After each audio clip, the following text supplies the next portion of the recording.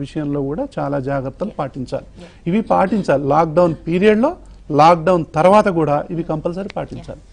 అమర్నాథ్ గారు, ఒక proposal stage లో మాత్రమే ఉంది, ఒక హైపోథిసిస్ మాత్రమే ఇది. సో దీని మీదే డిపెండ్ అవ్వాల్సిన అంత స్టడీస్ చూపించలేదు. ఇప్పుడు చైనీస్ కూడా ఇప్పటికీ ట్రీట్మెంట్ ప్రోటోకాల్ విషయంలో కూడా ఇప్పటికీ ఫైనల్ గా ఎటువంటి కంక్లూజన్స్ కి రాలేదు. అలాంటప్పుడు ఇది వెరీ ఎర్లీ ప్రపోజల్ ని ఎందుకు మనం సీరియస్ గా తీసుకోవాలనేది అంటే ఇప్పుడు సీరియస్ గా దేనికోసం తీసుకుంటున్నామండి, ఏ పరిస్థితిలో తీసుకుంటున్నాం ఉండండి, మీరు అడిగిన ప్రశ్న చెప్తాను. ఏ పరిస్థితిలో తీసుకుంటున్నాం, దేనికి తీసుకుంటున్నామని.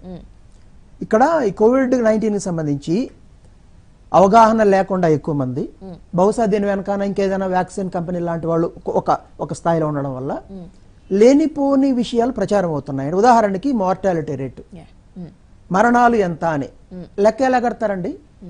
ఎంతమందికి వ్యాధి సోకింది తెలియాలి కదా. ఇన్ని మరణాలు డివైడెడ్ బై ఇంతమందికి సోకింది ఇంటూ 100 అంటే మరణాల రేట్ వస్తుంది.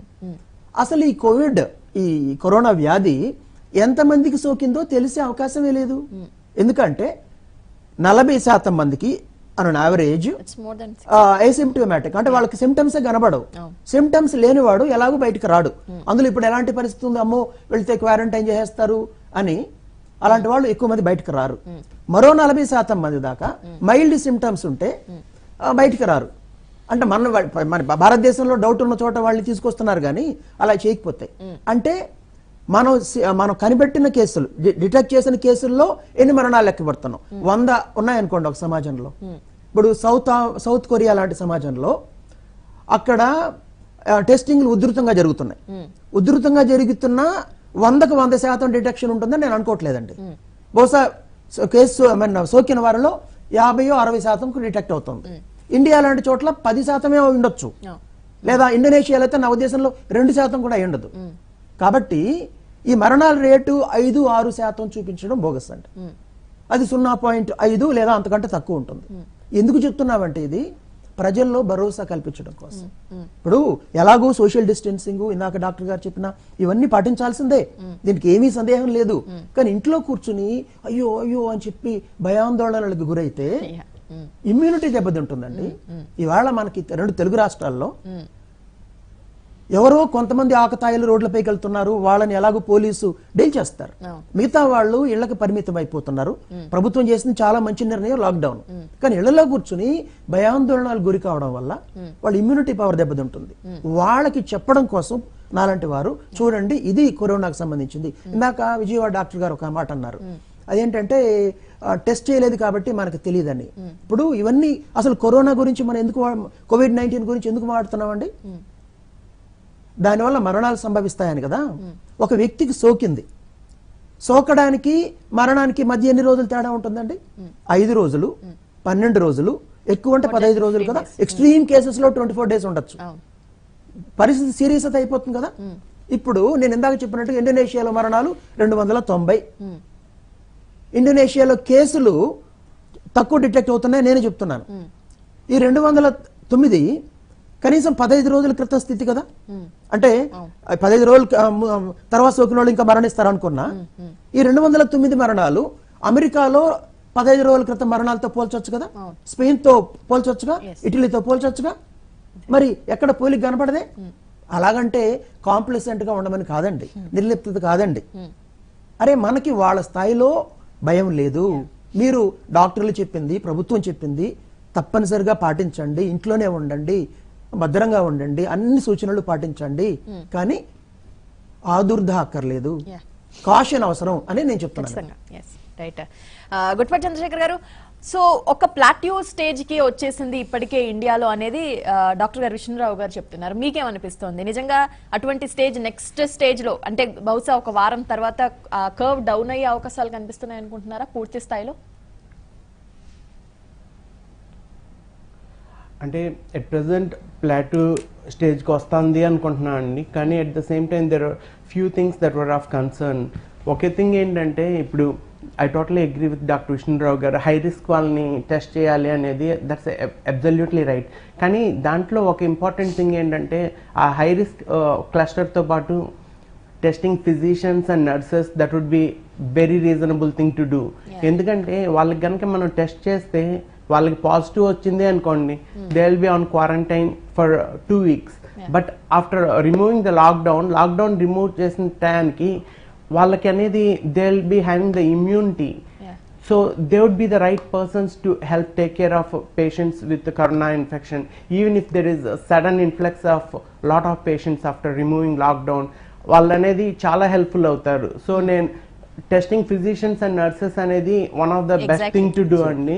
దాని వల్ల ఇంకొక అడ్వాంటేజ్ కూడా ఉంటుంది. మనం ఫిజిషియన్స్ అండ్ నర్సెస్ టెస్ట్ చేసినప్పుడు వాళ్ళకి గన పాజిటివ్ వచ్చి వాళ్ళని ఐసోలేషన్ లో పెడితే వాళ్ళ ప్లాస్మాని మనం కలెక్ట్ చేసామనుకోండి, ఫ్యూచర్ లో ఇప్పుడు పేషెంట్స్ క్రిటికల్ ఇల్ పేషెంట్స్ ఉంటారు, వెంటిలేటర్ లో ఉన్న పేషెంట్స్ ఉంటారు, వాళ్ళకి ఆ ప్లాస్మా ఇస్తే గనక వాళ్ళకి యాంటీబాడీస్ మూలన వాళ్ళ రికవరీకి ఛాన్సెస్ ఎక్కువ ఉంటాయి మనకి. అది most important thing. Second thing ఏంటంటే ఇప్పుడు మోర్టాలిటీ మనకి ఇండియాలో తక్కువ అని ఒక విధంగా అనుకోవచ్చు, కానీ మనం ఇంకొకటి ఆలోచించాలి. ఇండియాలో మోర్టాలిటీ ఇప్పుడు యూరోప్తో కానీ యుఎస్తో కానీ పోలిస్తే మన corona affected patients lot younger population. ఇప్పుడు ఎందుకంటే యుఎస్లో like more than 35% of people above 60 years. ఇక్కడ more than 80% of people below 60 years. That can make a big difference అన్నమాట. ఇప్పుడు అక్కడ సేమ్ ఇప్పుడు మనం హాస్పిటల్లో పెట్టిన పేషెంట్స్ని మామూలుగా ఇప్పుడు రెగ్యులర్ ఐసోలేషన్లో హాస్పిటల్లో పెట్టిన పేషెంట్స్ యుఎస్లో అయితే వాళ్ళ ఇంటి దగ్గరే హోమ్ ఐసోలేషన్లో ఉంటారు. సో మనం ఆ రెండిటిని అలా కంపేర్ చేయలేము. కానీ at the same time corona infection అనేది very very important, critical, but at the same time that can be prevented by good hygiene. I totally agree. ఇప్పుడు మనం ఫ్రీక్వెంట్ హ్యాండ్ వాషింగ్ కానీ శానిటైజర్ యూజ్ చేయటం, mask use చేయటం, మళ్ళీ బయటకు అనేది అన్నెసరీగా వెళ్ళకపోవటం, అది క్రూషియల్ థింగ్ అనమాట. మనం ప్రతి ఒక్కదానికి ఒక ఎక్స్క్యూజ్ ఫైండ్ చేసి మనం బయటకు వెళ్ళాము అనుకోండి, then we are not really doing our role as a human being. అది so most important thing following. మనం గుడ్ హైజీన్ ఫాలో అవుతాం, మాస్క్ యూజ్ చేస్తాం, మనం అన్నెసరీ బయటికి వెళ్లకుండా ఉంటాం. ప్లస్ ఈ లాక్డౌన్ పీరియడ్లో కీ థింగ్ అనేది testing and if comes positive isolate them and treat them. That would be the main goal with the lockdown. మనం అది చేయకుండా జస్ట్ లాక్డౌన్ ఉండి టెస్టింగ్ చేయకుండా ఉంటే కనుక that's not doing real justice అనమాట. అది కరెక్ట్ మనకి బెనిఫిట్ అనేది రాదు. బెనిఫిట్ రావాలి అంటే ఈ లాక్డౌన్లో మనం టెస్టింగ్ అనేది బాగా చేయాలి. ఆ టెస్ట్ చేసి isolate and treat the patients. నేనైతే కనుక ఇంకొకటి ఏం సజెస్ట్ చేస్తా అంటే మామూలుగా ఇప్పుడు రికవర్ అయ్యి వెళ్ళే పేషెంట్స్ అందరిది ప్లాస్మా అనేది మనం కలెక్ట్ చేసి ఉంచుకుంటాం అనేది it's not a bad idea. ఎందుకంటే సడన్ ఇన్ఫ్లక్స్ ఆఫ్ పేషెంట్స్ ఒకవేళ కనుక లాక్డౌన్ తర్వాత కనుక వస్తే అప్పటికప్పుడు పేషెంట్లకి కాల్ చేసి మీ ప్లాస్మా కావాలి ఇదంతా అంటే కనుక దట్స్ నాట్ ప్రాక్టికల్ కదా. We should be prepared with everything. మంచి పాయింట్ అండి. ఇప్పుడు పేషెంట్లు ఉన్నారు కదా, డాక్టర్ గారు చెప్పినట్టు ఈ పేషెంట్ల లిస్ట్ మన దగ్గర ఉంటుంది. ఒకవేళ కనుక సడన్ ఇన్ఫ్లక్స్ ఆఫ్ పేషెంట్స్ వచ్చి మనకు ఐసీయూ మన దగ్గర ఉన్నటువంటి ఇప్పుడు అదృష్టం ఏంటంటే చాలా మంది పేషెంట్లు వెంటిలేటర్ల మీద లేరు. చాలా మంది 1 or 2 తప్ప మామూలు వాళ్ళందరూ మామూలుగా ఇన్ఫెక్షన్ వచ్చింది రూముల్లో ఉన్నారు, వాళ్ళకు కేర్ తీసుకుంటున్నారు. ఎక్కువగా వెంటిలేటర్స్ మీద ఎక్కువ మంది లేరు. ఒకవేళ వెంటిలేటర్స్ మీదకి ఎక్కువ గనక పోయినప్పుడు వెంటిలేటర్ మీదకి పోయినప్పుడు కనుక ఒకటేంటంటే ఈ యొక్క ఈ ప్లాస్మా రిచ్ ఏదైతే ఉందో ఇమ్యునోగ్లోబులిన్స్ ఉంటాయి ఈ రికవర్ అయిన వాళ్ళలో. ఎవరికైతే ఇమ్యునోగ్లోబులిన్ IgM అనేది కొంచెం అక్యూట్ ఫేజ్ లో ఉంటుంది 4-5 రోజుల తర్వాత, ఇంకొకటి 2 వారాల తర్వాత IgG అని ఉంటుంది. ఈ IgG ప్లాస్మా రిచ్ దీన్ని తీసుకొని ఎవరైతే ఈ యొక్క క్రిటికల్ ఇల్నెస్కి వెళ్ళారో వాళ్ళల్లో ఇది ఎక్స్పెరిమెంట్ చేస్తున్నారు. ఇప్పుడు ఇది ఇచ్చిన తర్వాత వాళ్ళు కోలుకోవటం అనేది గమనిస్తున్నారు. కాబట్టి ఈ ఐడియా అనేది చాలా మంచిది. పేషెంట్ డేటాని దగ్గర పెట్టుకొని ఒకవేళ ఇన్ఫ్లక్స్ ఆఫ్ పేషెంట్స్ పెరిగితేనో, ఐసీయూలోకి వెళ్ళేటటువంటి పేషెంట్ల శాతం పెరిగితేనో ఇలాంటి యొక్క ఐడియాని మనం ఉంచుకోవచ్చు. తర్వాత ఈ యొక్క సీరియస్గా ఉన్న కేసుల్లో కొన్ని రకాలైనటువంటి మందులు ఇస్తున్నారు, అది వేరే విషయం. But this is a good thing. అంటే ఇంకోటి ఏంటంటే డాక్టర్లకి ఇప్పుడు చెప్పేది ఏంటంటే, ఇప్పుడు డాక్టర్లు చూసేటప్పుడు కూడా ప్రోటోకాల్స్ వచ్చాయి. అంటే ఇప్పుడు హాస్పిటల్కి వచ్చేటప్పుడు విపరీతంగా చాలా మంది జనం రాకుండా, ఒక్కళ్ళు మహా అయితే 2 సిక్ ఉంటే, మామూలుగా వాకబుల్ పేషెంట్ ఉంటే ఒక్కడే రావటం బెటర్, మహా అంటే ఇంకొక ఆయన రావాలి. వచ్చిన తర్వాత హాస్పిటల్ క్లినిక్స్ ఎలా ఉండాలి అనేది ఇప్పుడు డోర్స్ ఏమి కూడా అన్ని ఓపెన్ ఉండాలి. ఎక్కడ కూడా క్లోజ్ చేసి ఉండకూడదు, ఇట్లా తీసి ఇట్లా నెట్టేలాగా ఉండకూడదు. సో ఈ విధంగా హాస్పిటల్స్లో పేషెంట్ డాక్టర్ని ఫేస్ చేస్తూ ఉండకూడదు. ఇప్పుడు హెల్త్ కేర్ ప్రొఫెషనల్స్ కానీ అంటే వైద్య సిబ్బంది అసలు నెంబర్ 1 టార్గెట్. ఇప్పుడు నెంబర్ 1 టార్గెట్ ఎవరంటే వైద్య సిబ్బంది. ఇటలీలో 100 మంది డాక్టర్లు చచ్చిపోయారు. ఇటలీలో 100 మంది డాక్టర్లు చచ్చిపోయారు. సో ఫ్రంట్ లైన్లో ఉన్నటువంటి ఈ డాక్టర్లందరికీ కూడా ప్రొటెక్షన్ కల్పించాల్సినటువంటి అవసరం ఉంది. ఈ కోవిడ్ సందర్భంగా ఇంకొక పాయింట్ మనం ఏం చెప్పుకోవచ్చు అంటే ఇప్పుడు జాతీయ ఆరోగ్య విధానమే మారిపోవాలి. సో మొత్తం కూడా దీనికి ఎక్కువ బడ్జెట్ అనేది మనం కేటాయించుకొని ప్రైమరీ హెల్త్ కేర్ నుంచి మనం బలోపేతం చేసుకొని కనుక వచ్చినట్లయితే ఈ ఫ్రంట్ లైన్లో ఈ వైరస్ ఇప్పుడు చివరిది కాదండి, ఫ్యూచర్లో కూడా వస్తాయి. మొదటిది కాదు, చివరిది కాదు, ఇంకెన్నో అటాక్స్ వస్తానే ఉంటాయి. ఈ వచ్చినప్పుడు ఇది ఒక మనకు గుణపాఠం నేర్పాలి, ఒక పాఠం అందరికీ. అంటే పై స్థాయి నుంచి కింది వరకు కూడా ప్రతి ఒక్కళ్ళకి ఇది ఒక పాఠం నేర్పాలి. ముఖ్యంగా ఆరోగ్యమే నెంబర్ 1 కాబట్టి ఫస్ట్ జాతీయ ఆరోగ్య విధానం మారాలి, ప్రైమరీ హెల్త్ కేర్లను బాగా బలోపేతం చేయాలి, గవర్నమెంట్ సెక్టర్ని బలోపేతం చేయాలి, గవర్నమెంట్ డాక్టర్లకు డబుల్గా మనం వాళ్లకు శాలరీలు పెంచాలి. హర్యానా ప్రభుత్వం ఈరోజు డబుల్ శాలరీ చేసింది. ఈ శాలరీలు చేసినట్లయితే ప్రైవేటు ఆరోగ్య సంస్థల మీద ఆధారపడాల్సిన అవసరం ఏంటండి? అసలు ప్రైవేట్ హాస్పిటల్స్కి ఈ యొక్క ఆరోగ్య బీమాలు ఎందుకు? ఈ ఆరోగ్యశ్రీ ప్రైవేట్ హాస్పిటల్ ఎందుకు కల్పించాలి? ఇప్పుడు కేసీఆర్ గారు ఒకసారి చెప్పారు, హైదరాబాద్లో ప్రైవేట్ హాస్పిటల్స్ని తలదన్నేటటువంటి కార్పొరేట్ హాస్పిటల్ లెవెల్లో ఒక 4 పెట్టాలని చెప్పారు. సో మంచి ఐడియా, ఇలాంటివి పెట్టండి. ఆరోగ్యశ్రీ ఏమన్నా ఉంటే వాటికే ఇవ్వండి. అప్పుడు ప్రైవేట్ హాస్పిటల్స్ని విమర్శించే బాధ ఉండదు. తర్వాత ప్రభుత్వం అనేది ప్రజల ఆరోగ్యం నెంబర్ 1 అండి, ఎప్పుడైనా. ఇప్పుడు కాదు, ఎప్పటికీ నెంబర్ 1. సో ఇప్పుడు ఈ ఢిల్లీలో మొహల్లాన్ లాంటి క్లినిక్లు పెట్టారు, చాలా ప్రజాదరణ పొందాయి. అంటే ఆరోగ్యానికి ఎవరైతే ఇంపార్టెన్స్ ఇస్తారో ప్రజలు హర్షిస్తారు. కాబట్టి గవర్నమెంట్ సెక్టర్ని బలోపేతం చేయాలి ఖచ్చితంగా. డాక్టర్లకి వాళ్ళకి అన్ని ఇన్ఫ్రాస్ట్రక్చర్తో సహా అన్ని గనక చేసినట్లయితే ప్రతి వాళ్ళు పోయి గవర్నమెంట్ సెక్టర్లో పనిచేయాలని కోరుకుంటారండి. ప్రైవేట్ హాస్పిటల్లో పెట్టి ఈరోజు ఇన్ని ఇబ్బందులు పడే కంటే మంచి గవర్నమెంట్ హాస్పిటల్లో పనిచేయడానికి ఇష్టపడతారు, సేవ చేయడానికి ఇష్టపడతారు. చాలా మంది ఉన్నారు అట్లా సేవ చేయడానికి ఇష్టపడేవాళ్ళు. ప్రభుత్వ హాస్పిటల్ని బలోపేతం చేస్తే ప్రైవేట్ హాస్పిటల్స్ మీద ఇంత ఇది కూడా ఉండదు. కానీ 75% మంది ప్రజలు ఈరోజు ప్రైవేట్ హాస్పిటల్స్ మీద ఆధారపడి ఉన్నారు. కానీ ఈ రోజు ఫ్రంట్ లైన్లో నిలబడ్డది ఎవరండి? Government doctors. ఇప్పటి వరకు కూడా గవర్నమెంట్ డాక్టర్స్ ఫ్రంట్ లైన్లో నిలబడ్డారు. సో వాళ్ళందరికీ కూడా మనం ఖచ్చితంగా వీళ్ళకి శాలరీలు పెంచి వీళ్ళకి మరిన్ని సౌకర్యాలు కల్పించి ప్రభుత్వ ఈ యొక్క ఆరోగ్య విధానాన్ని గనక మార్చినట్లయితే ప్రైవేట్ సెక్టర్ మీద ఆధారపడాల్సిన అవసరం ప్రజలకు ఉండకూడదు. ఇందాక మనం ఈ హిమోగ్లోబిన్ అన్నది గనక వాస్తవం అయితే దానిపైన సరే ఇంకా సందేహాలు ఉన్నాయి. మరి అప్పుడు వెంటిలేటర్స్ వాడకం తగ్గిపోవాలి కదా సార్? అది గనక అంటే కరెక్ట్ అయితే అది అంత పెద్ద టాపిక్ అండి అది. సో అది ఏంటంటే దాని మీద అసలు ఇంతవరకు ఈ క్లోరోక్విన్ అనేది ఈ మందుకు ఉపయోగపడద్దా లేదా, దీనివల్ల అసలు జబ్బు ఆగుద్దా లేదా అంటే కొన్ని సెల్ కల్చర్లో చెప్పారనమాట. దాని ఎంట్రీ కొంచెం తగ్గుతుంది, అందులో పోయిన తర్వాత వైరస్ కూడా బయటికి పోదు అనేది ఒకటి. తర్వాత ఆర్బీసీలో ఉన్నటువంటి హీమోగ్లోబిన్ని డిస్ట్రాయ్ చేస్తుంది అనేది. ఈ క్లోరోక్విన్ అనేది ఆ డిస్ట్రాయ్ చేయకుండా కాపాడుతుంది, అంటే ఈ యొక్క హీమోగ్లోబిన్ని ఇంటాక్ట్గా ఉంచుతుంది అనేది ఒకటి. సో దీనివల్ల ఏంటంటే సైటోకైన్ స్టార్మ్ అంటారు. ఇప్పుడు మన భారతదేశంలో మన డాక్టర్ గారు చెప్పినట్టు యంగ్ పాపులేషన్లో సైటోకైన్ స్టార్మ్ కనుక వచ్చినట్లయితే ఈ క్లోరోక్విన్ ఏమన్నా అడ్డుకుంటుందా అనేటటువంటిది ఒకటి ఉంది, ఒక అంచనా, అంతే తప్ప ఎవరు ఎవిడెన్స్గా చెప్పేది ఏం లేదు.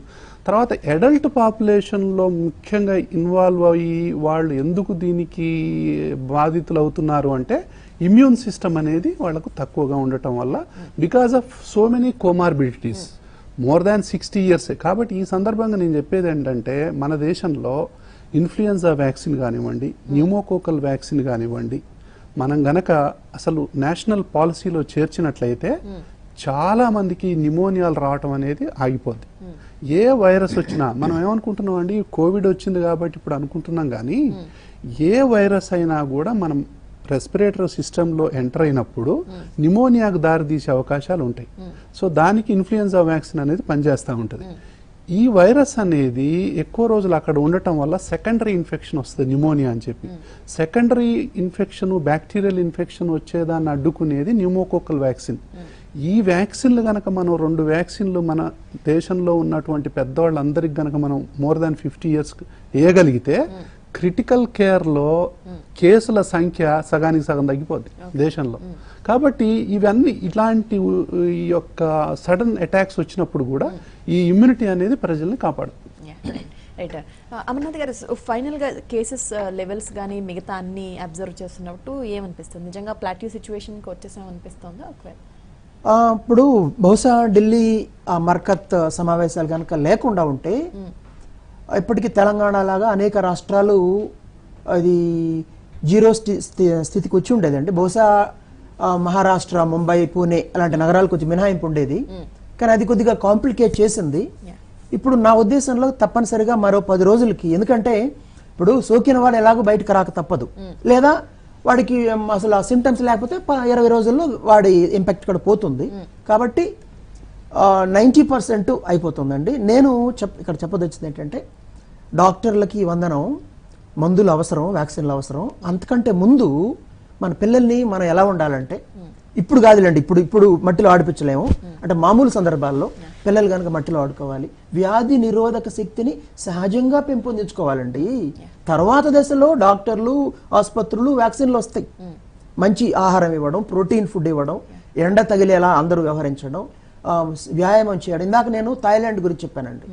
వాళ్ళకి మనతీయులకు ఉన్న తేడా ఏమిటంటే, వాళ్ళు కష్టపడి పనిచేస్తారని చెప్పాను. అంటే మన వాళ్ళు చేయరని కాదు, సంఖ్యాపరంగా, శాతపరంగా. సో అలా న్యాచురల్గా ఉండడం. ప్రస్తుతానికి ఇంట్లో ఉన్నారు, సేఫ్గా ఉన్నారు, ఇంట్లోనే ఉండాలి, సేఫ్గా ఉండాలి. ప్రభుత్వం ఎన్ని రోజులు పొడిగించినా ప్రభుత్వం చక్కటి నిర్ణయం తీసుకుంటుంది, అన్ని ఇన్పుట్స్ తీసుకుని. అప్పటిదాకా మనం పాటించాలి, ఆందోళన వద్దు. ఇది నేను చెప్పడం అండి.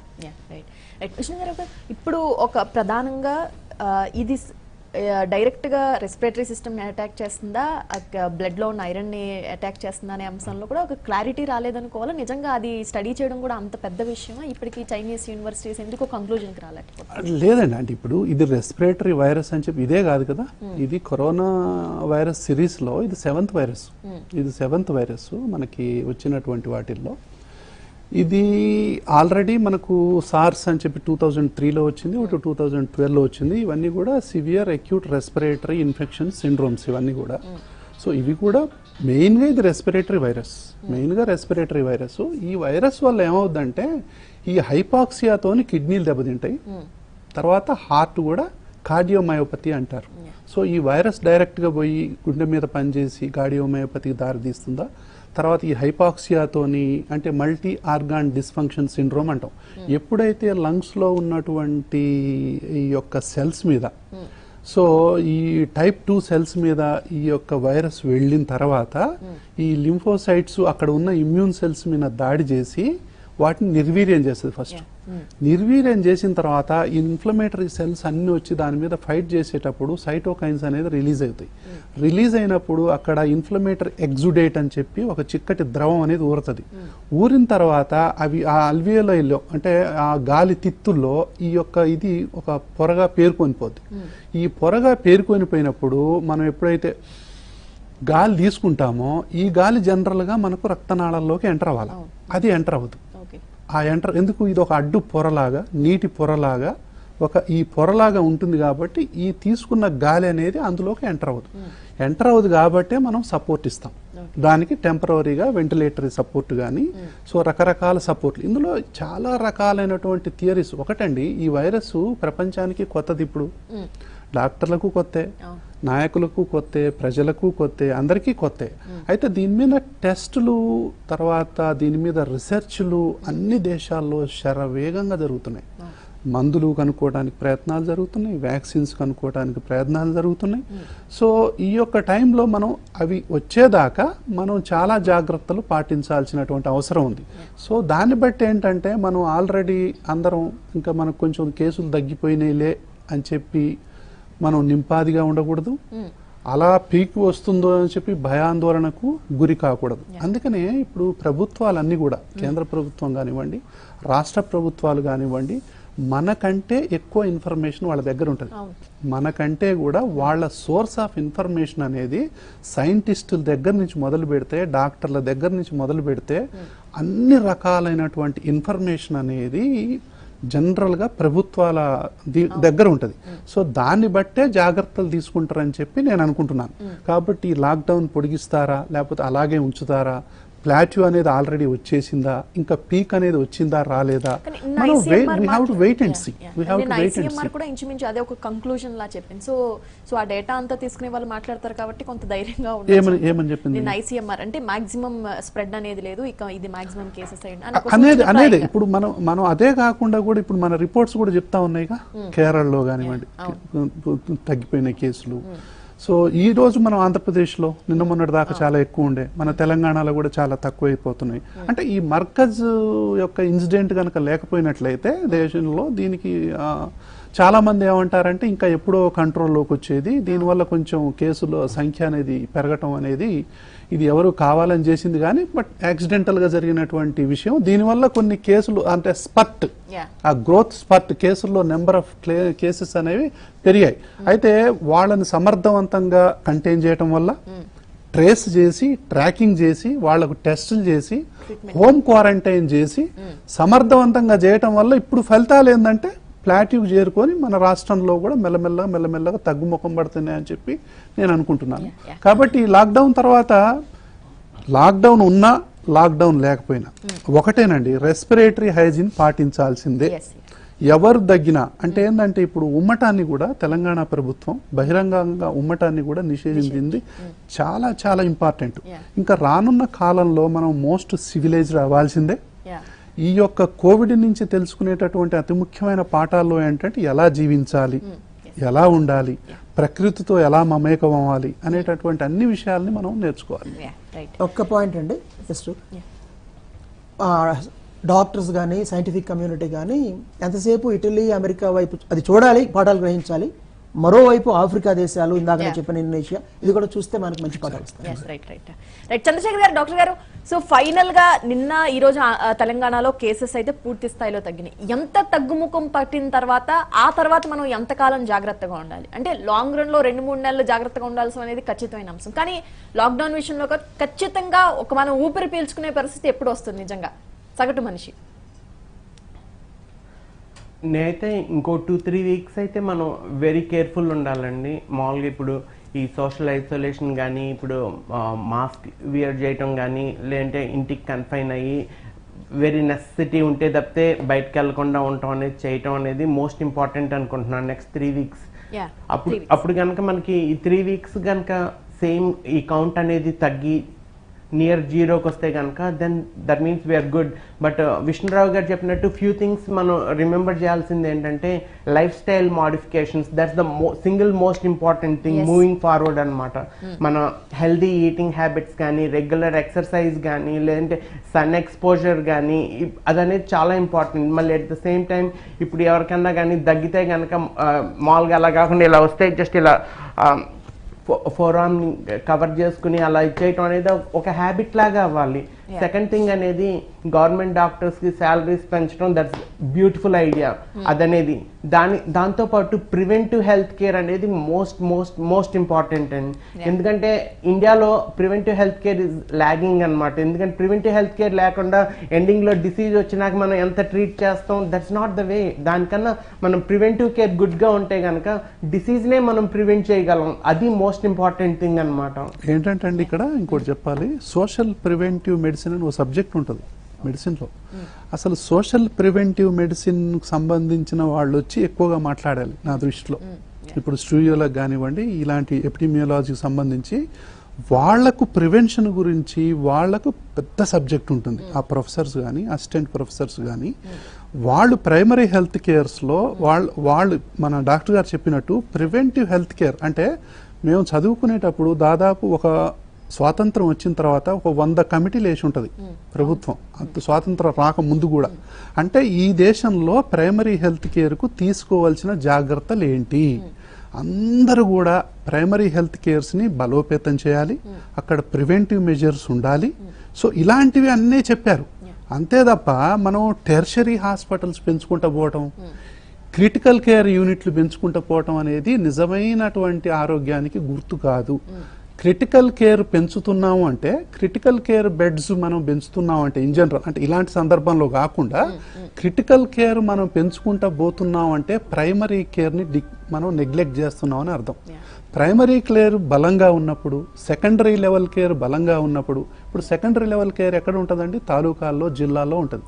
టెర్షరీ కేర్ అంటే టీచింగ్ హాస్పిటల్లో ఉంటుంది. ఈ చైన్ అనేది primary health care, secondary health care, teaching హాస్పిటల్స్లో టెర్షరీ హెల్త్ కేర్ అంటాం. వీటిని బలోపేతం చేయాల్సినటువంటి అవసరం చాలా చాలా ఉంది. వీటిని కనుక మనం బలోపేతం చేసుకుంటే ఇలాంటి ఎన్ని వచ్చినా కూడా మనం తట్టుకోగల కెపాసిటీ మనకు ఉంటుంది. సో దానికి డాక్టర్లు, బ్రహ్మాండమైనటువంటి డాక్టర్లు, మన ఇండియన్ డాక్టర్స్ అంటే ప్రపంచవ్యాప్తంగా ప్రసిద్ధి అండి. సో ఇలాంటి డాక్టర్లని మనం ఉపయోగించుకొని ప్రజల ఆరోగ్యాన్ని కాపాడుకోవాల్సిన బాధ్యత అనేది మన అందరి మీద ఉంది. Thank you very much doctor గారు. Thank you very much Amarnath గారు. థ్యాంక్ యూ డాక్టర్ చంద్రశేఖర్ గారు. Thank you very much. ఇది వాళ్ళ చర్చ. ఇక బీసీజీ వ్యాక్సిన్ సంబంధించిన అంశంలో మాత్రం కొంత స్టడీస్, ప్రపంచవ్యాప్తంగా ఉన్న ఇప్పటికే ఉన్న కేసుల స్టడీస్ ని ఒక అంచనాగా మాత్రమే దీన్ని తీసుకోవాల్సిన అవసరం కనిపిస్తుంది. ఇది పూర్తి స్థాయి నిర్ధారణ కాలేదు, చాలా ఎర్లియర్ స్టడీస్ గా చూడాల్సిన అవసరం కనిపిస్తుంది. ఒకవేళ నిజంగా ఆ రెసిస్టెన్సే మనల్ని కాపాడుతుందంటే మాత్రం we're so lucky. Thank you very much. ఇది వాళ్ళ చర్చ. ఇంట్రెస్టింగ్ న్యూస్ అప్డేట్స్ కొనసాగుతూనే ఉంటాయి. చూస్తూనే ఉండండి ABN Andhra Jyothi. We report, you decide.